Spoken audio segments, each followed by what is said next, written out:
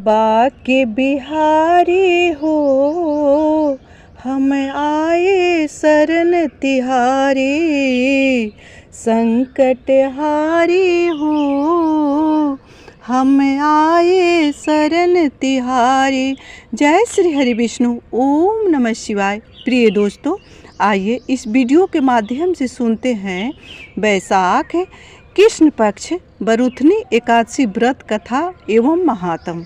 इस व्रत के दिन क्या करें क्या नहीं करें, क्योंकि ये व्रत जो है सो मनुष्य को आरोग्य दिलाने वाली है, स्वास्थ्य दिलाने वाली है। साल में 24 एकादशियाँ आती है, हर एक एकादशी का अपना अपना महत्व होता है। उसी तरह ये बरुथनी एकादशी मनुष्य को सभी पापों से मुक्ति दिलाती है और उत्तम स्वास्थ्य प्रदान करती है। तो प्रिय दोस्तों, मैं बताऊंगी कि बरुथनी एकादशी के दिन उत्तम स्वास्थ्य के लिए क्या करना चाहिए, क्योंकि व्रतों में महाव्रत एकादशी व्रत है, कामधेनु के समान है। अगर कोई भी व्यक्ति पुरुष हो या महिला हो, नियम से विधि विधान से अगर एकादशी का व्रत करता है, जो भी संचित पाप क्रम है उससे तो छुटकारा मिलता ही है, साथ साथ उत्तम स्वास्थ्य, उत्तम गति, उत्तम धन लक्ष्मी, उत्तम पुत्र की प्राप्ति होती है।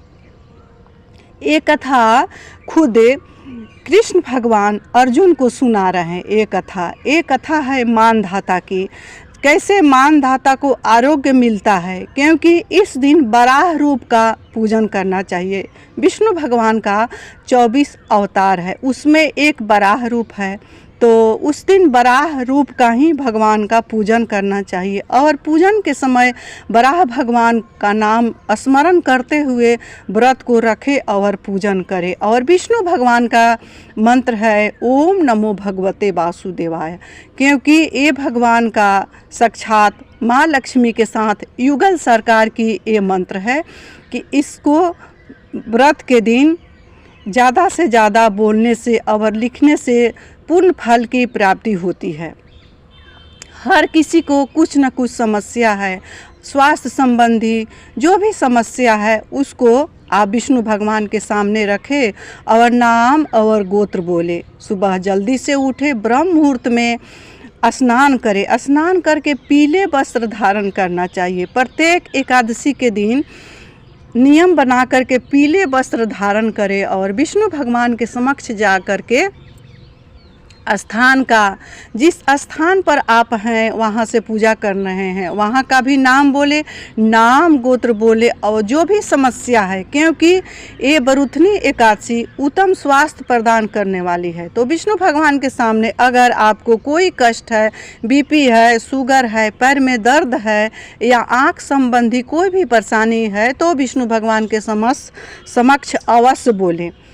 तो विष्णु भगवान को देखेंगे कि आप बोलते हैं तो कुछ ही दिनों में आपको स्वास्थ्य में सुधार मिलना शुरू हो जाएगा।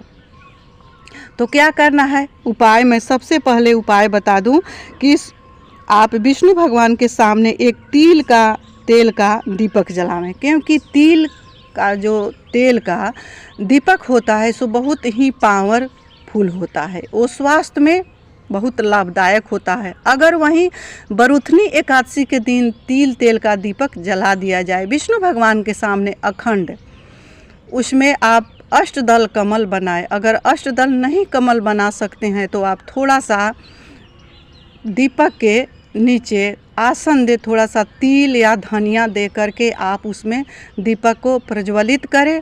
अपना नाम और गोत्र बोलते हुए जो भी समस्या है, जो भी कष्ट है, पीड़ा है, क्योंकि आज का जो भागम भागी का ज़िंदगी है, आधुनिक जीवन में कोई स्वस्थ नहीं है।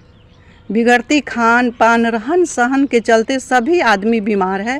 तो इसीलिए जो भी समस्या है उसको विष्णु भगवान के समक्ष बोले और अपना नाम और गोत्र बोलते हुए विष्णु भगवान से प्रार्थना करें कि हे विष्णु भगवान, मैं आपका बरुथनी एकादशी का व्रत रखी हूँ, मेरा ये समस्या है, मेरे स्वास्थ्य में सुधार करो, मेरे जन्म जन्म के पाप को कष्ट को मिटा दो हे विष्णु भगवान। इस तरह से कहेंगे विष्णु भगवान से, और विष्णु भगवान के साथ माँ लक्ष्मी की भी पूजन करें।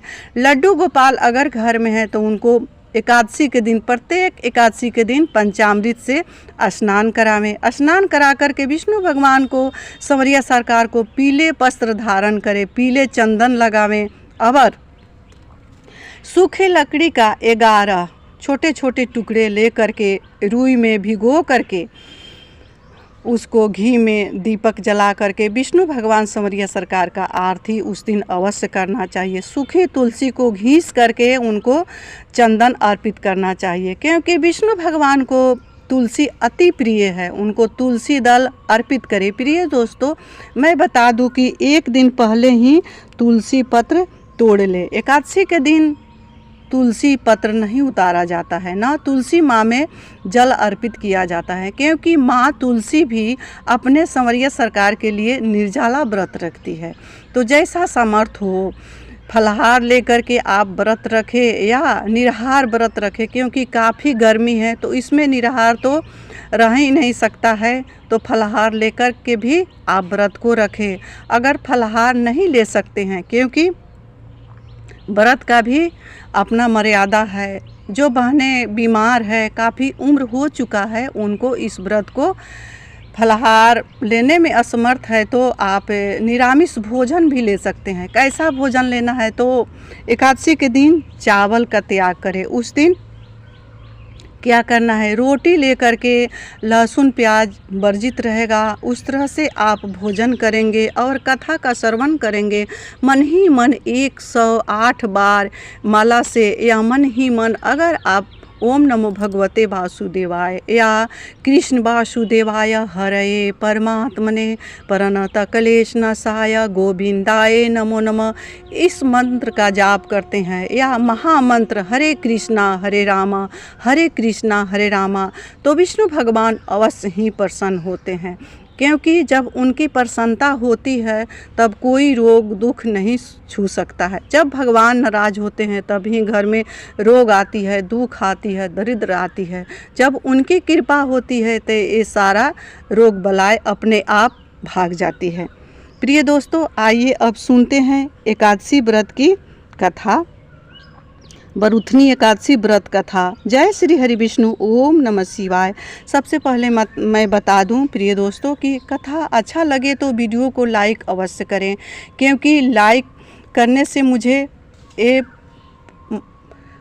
जानकारियाँ मिलती है कि मेरी कथा आप सबों को कैसा लगा, तो इसीलिए मेरे हिम्मत और हौसला बढ़ती है।